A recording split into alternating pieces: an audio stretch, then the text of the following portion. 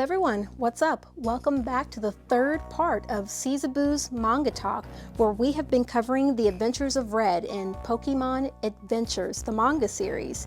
Today we're going to be covering chapters 9 through 12. If you want to get caught up with us, make sure you check out the first two parts where we cover the first 9 chapters of the Pokémon Adventure series. So go ahead, sit back and relax, and let's begin with the Manga Talk. Adventure 9, but Firo itself.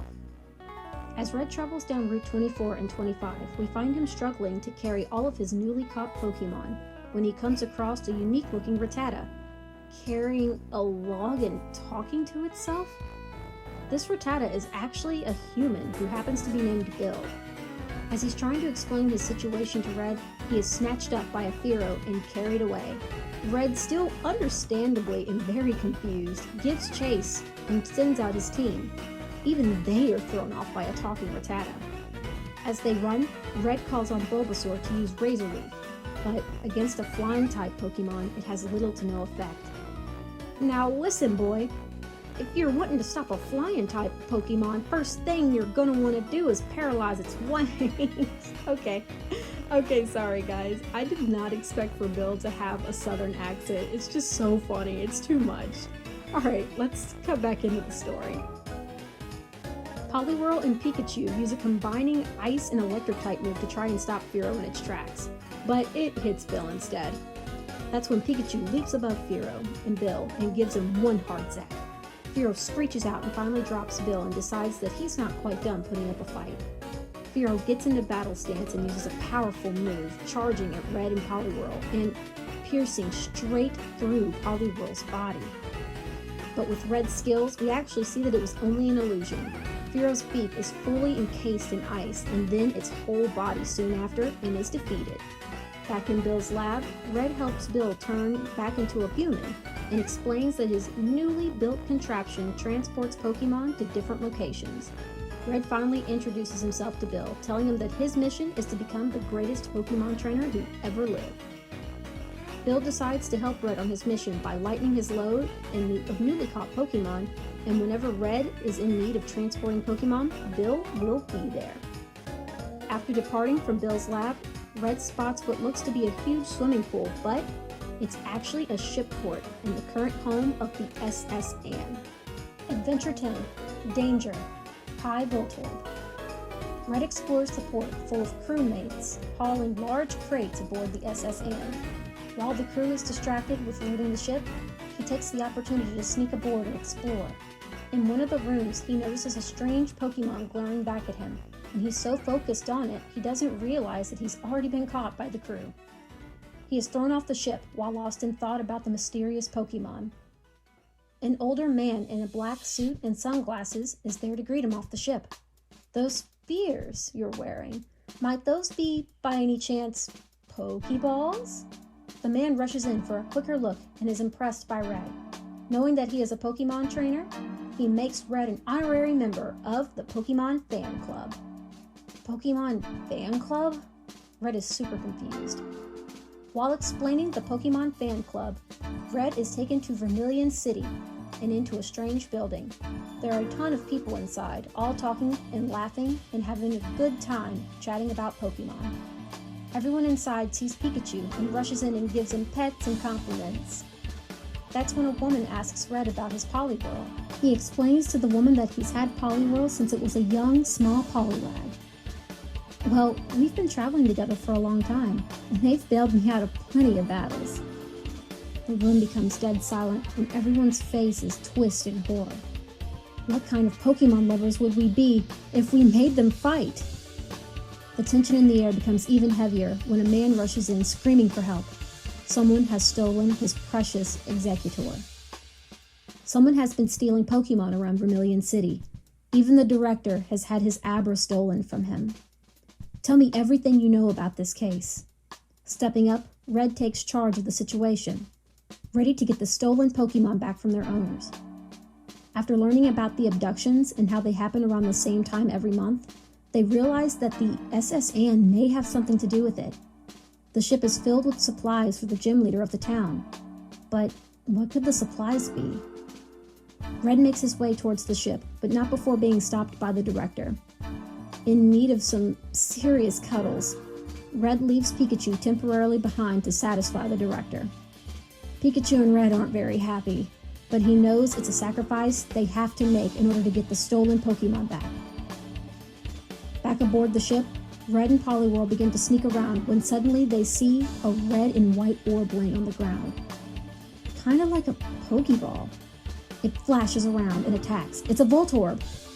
They quickly attack back with water, but it's too late. It explodes and Poliwhirl is knocked out. They are suddenly surrounded by a ton of electric-type Pokemon, and a man with spiky hair and camouflage outfit. Adventure 11. Buzz off, Electabuzz. Now tell me, what are you doing on my ship? A mysterious man looks down on Red with an injured Poliwhirl. Red stands his ground, shouting that someone has been stealing Pokemon from the town. The man laughs. You think we're the bad guys? Did you hear that, boys? The crew laughs, and the truth is revealed. We're freeing those poor, pampered, coddled, under-evolved, over-domesticated Pokemon. The man has been stealing Pokemon and profiting off of them by evolving them and putting them to work. While the man is revealing his plan, Poliwhirl finally comes to. Becoming bored with Red, the man sends out a large Pokemon. Red immediately notices that it's the Pokemon that he had seen for the first time while he was on the ship. It's a powerful Electabuzz. This one is mean. Can't even get into its Pokeball. The Electabuzz wastes no time and charges at Red with a powerful electric-type move. Red tries to take cover, but its moves are just too much. He's lost in what his next move needs to be, considering that Poliwhirl is, well, a water type. The Electabuzz makes one last charge at Red, and that's when Poliwhirl snaps awake and freezes Electabuzz and everyone's feet to the floor. Red and Poliwhirl quickly make a run for it, but they're once again cornered and trapped and attacked by Magnemite and a Magneton. That's when the man, by now we know is Lieutenant Sarge, traps them with the Electabuzz by his side. Red gets trapped into a barrier formed by the Magnemite, and Poliwhirl is tossed over the ship. Red screams for it and tries his best to break free, but it's no use. Electabuzz gives Red a powerful shock, knocking him completely unconscious and tossing him over the ship with Poliwhirl. It looks like it's the end for Red, but then he remembers that this has happened before. He fell into a river and Poliwhirl came to his rescue, but this time, Poliwrath reaches out to save him. Poliwhirl has finally evolved into Poliwrath. It hops back on the ship and fends off Electabuzz, and even though there's a type difference, Electabuzz is no match for Poliwrath's strength. Electabuzz is defeated with a powerful seismic toss, and Lieutenant Surge panics and tries to run off, but Poliwrath sends him blasting off into the sky and out of Vermilion City. Red comes to, and with the assistance of the police, all the stolen Pokemon are returned to their rightful owners. The director is pleased and blown away at Red's new Poliwrath and their courage. He congratulates them, but then realizes he hasn't seen his Abra, and that's when he sees Alakazam. The director screams in horror, and well, Red is just glad that the case is finally solved. Adventure 12, Wake Up, Your Snorlax. We open up our last adventure with a bike race. Red takes off ready to win, but with it being a little wobbly, he thinks that maybe it wasn't such a good idea to borrow it from the director and that maybe he should drop out. But he has to win the first place prize, so he keeps on. He comes across a bridge full of water-type Pokemon underneath. Only one person can cross the bridge at a time. Haven't you raced in a Tri-Pokemon before? A swimmer contestant proudly explains to Red. That's when it hits him that this is no ordinary race. In this type of race, you're allowed to use your own Pokemon to compete. It's more than just a simple bike race. Red takes advantage of the situation and brings out Poliwrath. They track across the river and everyone is shocked. Red rushes on, realizing that he may have a shot of winning after all. That's when he comes into a huge forest. The forest is full of bug-type Pokemon. He sends out Bulbasaur to swipe him away from his path, and he continues to push through at an intense speed. But of course, it wouldn't be a challenge without a small incident. A hive lands on Bulbasaur's head, an attracting Beedrill, and they give Red a sting to the face. But Red doesn't let that stop him. And after making it through the forest, he switches to Pikachu, and they begin to make the final push. The announcer comes on saying that the challengers are close to the finish line. And to the first place prize, Pokemon items in 10K Poke. Red is super close to the end, but that's when he comes across his last challenge, the last big challenge. It's a huge, sleeping Snorlax blocking the path. Red tries using Poliwrath to move him, but he bounces off with ease. One of the contestants stuck with Red cries, "You think we didn't try that already? No matter what we do, Snorlax sleeps through it." Then Red remembers.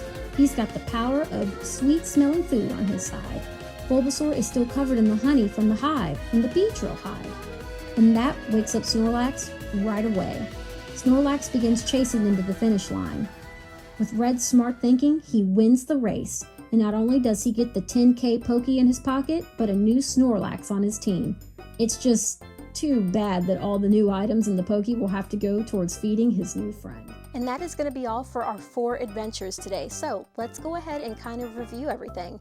First up, Lieutenant Surge being evil and owning the SSN was really different. I know that in the anime he's kind of presented as a tough guy where him and Ash go against each other with Raichu and Pikachu, but I didn't expect for him to be evil.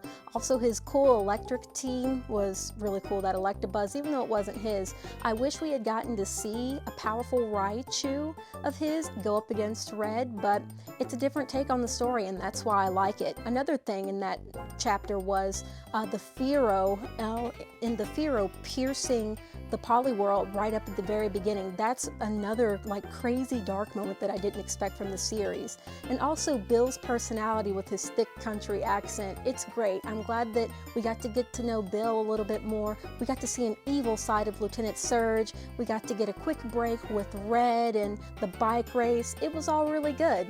So that is my thoughts on the 4 chapters this time. Next time we're going to be covering the last 3 chapters of what will be known as the first book of the Pokemon Adventure Series. So you're not going to want to miss it. So be sure to like the video and subscribe to the channel if you don't want to miss it. And I'll catch you all next time with more Siezaboo's Manga Talk. Until then, peace out. Bye.